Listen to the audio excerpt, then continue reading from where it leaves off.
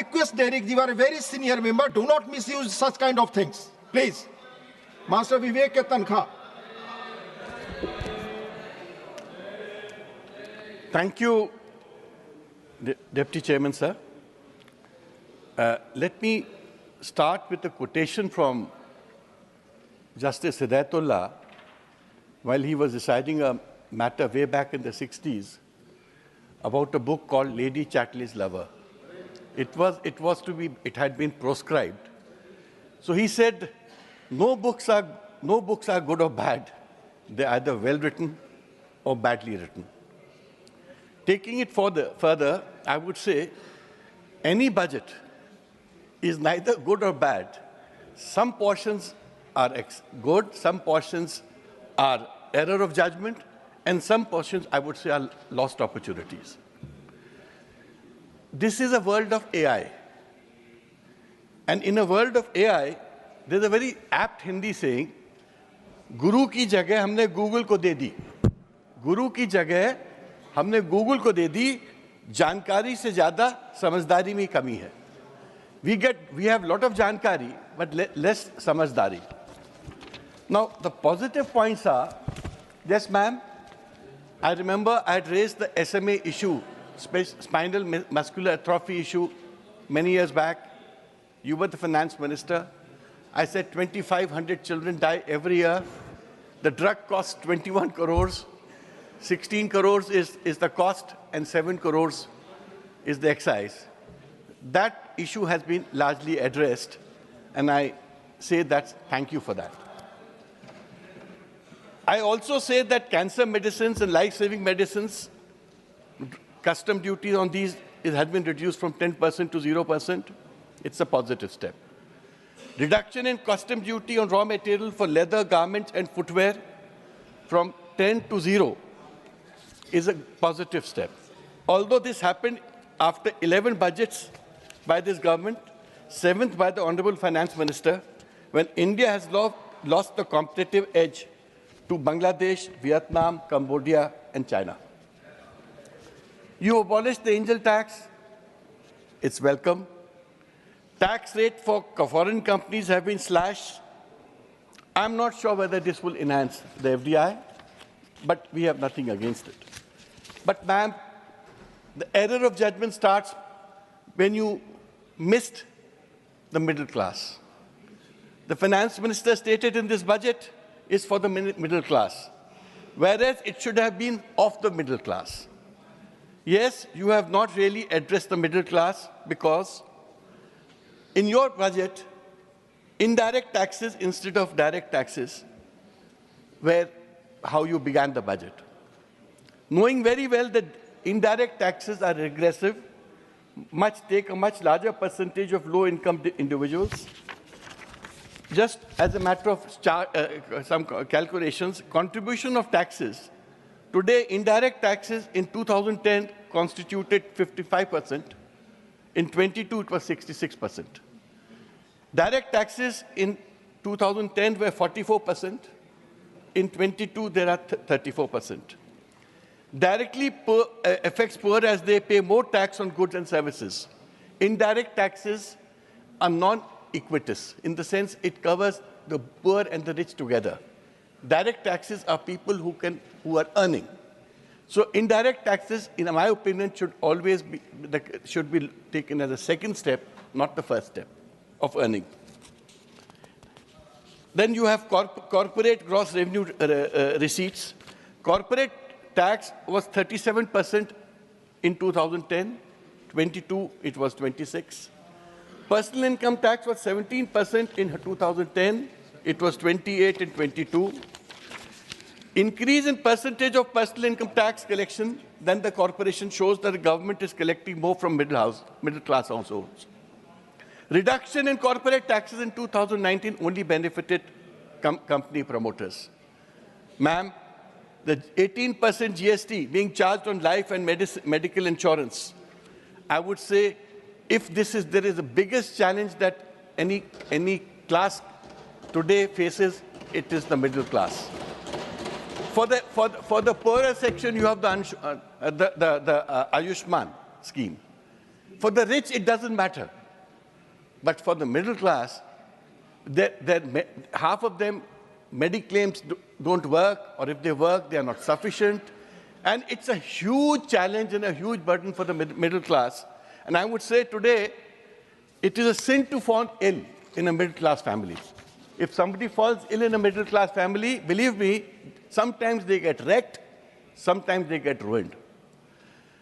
Coming to farmers, ma'am, custom duty on ammonium nitrate increased from 7.5% to 10%, while subsidy on fertilizers has been reduced.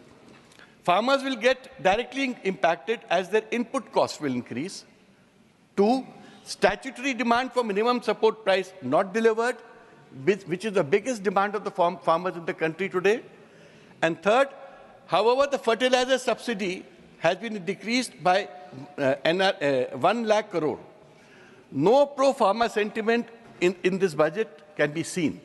And that is why, ma'am, I think the farming community, I'm sure, must not be very overjoyed or joyed with this budget. The Indian pharmacy. The Indian pharmacy is one of our best sectors.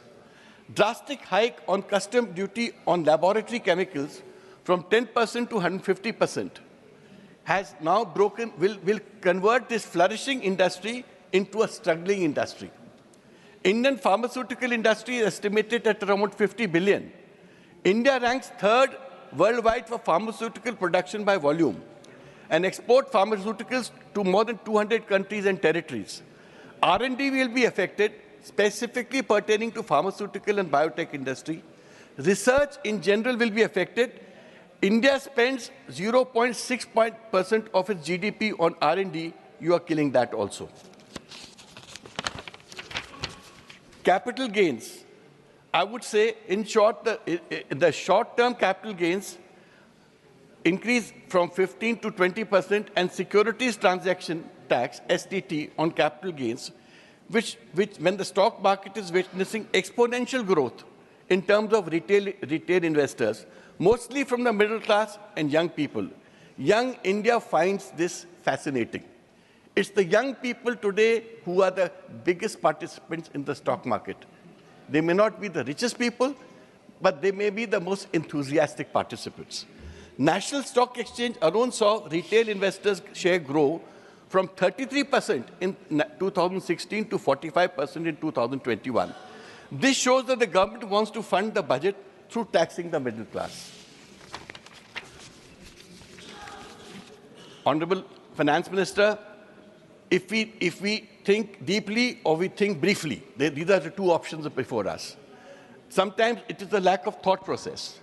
More than 2,500 amendments were incorporated in GST law since 2017. A new income tax law seems to be on the anvil. The amended criminal laws have just started troubling the law courts and the lawyers, and now the new income tax law will haunt the taxpayers. Long-term capital gains. All financial and non-financial assets will attract the long-term capital gains at 12.5% in case of equities and decrease from 20% in case of real estate. Indexation benefit removed, but now rolled back partially. I welcome that. Real estate will take a big hit. Construction sector is the biggest employer after agriculture and manufacture. More than 20% of the real estate investment is by NRI. Foreign investment will be drastically impacted because after you opened this sector to foreign investment, NRIs were the biggest participants in this. 20% of the booking is of the NRIs if you analyze the purchase. I would also say the Make in India rollout of 2014, but only after 10 years have we come up with a 6-monthly commitment to review to tackle the distorted custom duty inverted tax structure. No new tax benefits given to startups. Women entrepreneurs left out of the budget. Lost opportunities. Madam Finance Minister, this is your 7th year, and the women of India look at you as an icon. You for them represent their empowerment. But there is no tax slab for women in India. Budget allocation should have been there to promote women entrepreneurs. Every city should have a dedicated complex for women entrepreneurs to work. The need of the hour is to accommodate many micro, small, and medium enterprises, MSMEs, women entrepreneurs in one facility, providing them with big and safe office spaces to work. If you really want that pyramid of women who actually contribute to the GDP of India to do well, you need to have these complexes for them. Just putting them as part of a mudra scheme or providing them some skills is not good enough. They just can't afford to buy a property. They just can't afford to buy a house or an area for commercial utilization. So this is an important facet. If you can bring dedicated complexes for women in all major tier 2, tier 3 cities at least. More women hostels for working women should have been set up in cities. Work skill development lacks focus. This is the 7th budget by a finance minister, and the women expected much more. Employment. No scheme formulated for creation of jobs in informal sector. Limits for Mudra loan increased only for previous beneficiaries of the highest slab. Lower slab for new entrants not increased and remains the same. Only the Tarun slab increased from 10 lakhs to 20 lakhs. Ma'am, your internship scheme, I don't believe it can succeed. Internship scheme says 1 crore youth between the age of 21 to 24 years in the next 5 years will get internships in 500 companies. Top 500 companies hire around 70 lakh people. How can they have 1 crore interns? Scope. So what I'm trying to say, this is a myth. Even if you can get this figure completed in 5 years, I would salute you, because I think it's just not possible. It's an ambition, a very ambitious program, which I don't think is on the ground will even take off properly. And then you say that who are the people ineligible to participate? Candidates from IIT, IIM, IISER, CA, CMA, etc. Any member of the family is assessed to income tax. Any member of the family is a government employee. Then how many people are eligible? All these people, I mean, most people would have somebody who's assessed to tax. Most people would have a family member. A lot of people would have family members in government. Now, if all of them are not eligible, then frankly speaking, what is your pool of eligibility? Frankly, it surprises me that we're keeping out such a huge section. How does it serve the purpose at all? Education. Your own National Education Policy 2020 called for allocation of 6% of GDP to education. But allocation is only 0.38% of the GDP. Allocation for higher education has dropped from INR 47,620 crores from the revised estimates of INR 57,244 crores in the 23-24 budget. Only rebranding Nehruvian era institutes such as the IIT, the IIMs, the IIS and JNU as centers of excellence and centers of institutes of eminence would not work. Please think of granting some relief to the students who have taken education loan in a sector where you don't get employment. How are they going to repay the loans? If there's no relief given to the students, I'm sure it's a huge community whose huge problem goes unaddressed. Today, today the problem is that most of these institutions, instead of being manned by real hardcore professionals, you get them manned by people who are close to your political party or political thinking. I think that's not good for the country. Students should be taught how to think and not what to think. More than 10 lakh students choose to study abroad. Information technology. India saw IT revolution in 80s and 90s because of the least intervention from the government. India captured the imagination of the world by its IT boom. But what are we thinking about the knowledge cities? See, India lacks the knowledge cities that you find in San Francisco, Singapore, Tokyo, Stockholm, due to their strong emphasis on technology, innovation, education, and research at high premium. The concept of knowledge cities is alien to this country. Brain drain is at an all-time high, coupled with around thousands of high net individuals leaving the country. माननीय विवेक जी, आपकी party के एक और वक्ता। Railways. One of the most exciting features of the budget used to be the railway budget. That has just disappeared. It's not there. The common man was always waiting to hear the railway budget. The facilities that would come. Madam Finance Minister, more than 6,800 train stations were shut down during citing financial viability. Many artisans, small vendors, micro businessmen and students are all affected because of this. The concept of chief public transport is not to gain profit, but for a larger social good. Now, let me tell you by example, ticket cost for a tribal in Belgana near Bilaspur in Chhattisgarh used to be 10 to 20 rupees, but now they have to take a bus to pay around 100 rupees. In Japan, even to accommodate one student, they decided to operate a train. So my case is that unless we have an unless the railways open up to the issues of the people, and there are proper budgetary provisions for various improvements and enhancements, this opportunity is a lost opportunity. Defense. Budget allocation for defense is not sufficient. China and Pakistan increased their defense budget by 7.2% and 17.6% respectively in order to boost their defense spending. The defense allocation is 1.9% of the GDP in the present budget, which is the lowest since 1960. What happens to the dream of General Rawat of theaterization? Where is that allocation for theaterization? Defense sector needs massive upgrades and significant strides are to be taken towards the same. India has not been able to capture the market of defense manufacture because of R&D and other deficiencies. We have defense production sector and defense production industries. For example, Jabalpur, from where I come. At one time, these factories used to employ 1.25 lakh people.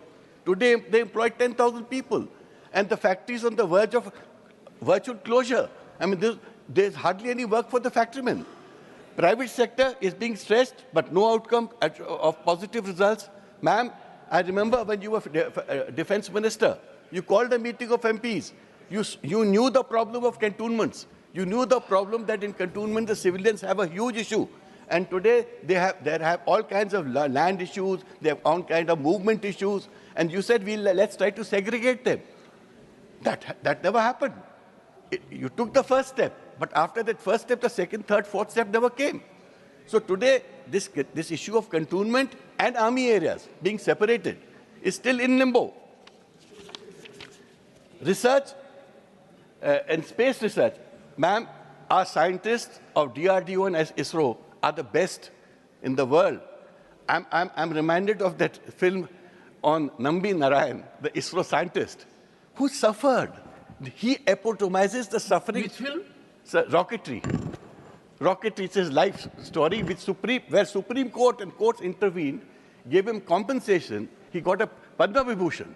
But after suffering of 15, 20 years, and his brilliance was acknowledged by India at all levels.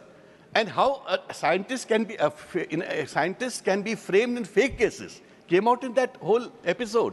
What I'm trying to say, your best scientists need more hand-holding. They need better pushing. Unless and until we do more for these scientists, how are we going to go further in this whole thing? Semiconductors. I remember semiconductor industry after COVID. It was a supply chain point. We couldn't take advantage of by bringing them from Taiwan. It is Malaysia, and Cambodia and others, Vietnam, who took advantage of it. So my problem today is, ma'am, even though you have worked hard to bring a budget, but at the end of the day, the country also looks for quality workmanship. And what is this quality workmanship? When we have a leaking airport, a leaking train metro station, leaking papers, and now even a brand new leaking parliament, ma'am, I think we have to We have lot to do, lot to change, and lot to take ahead. Thank you. Srimati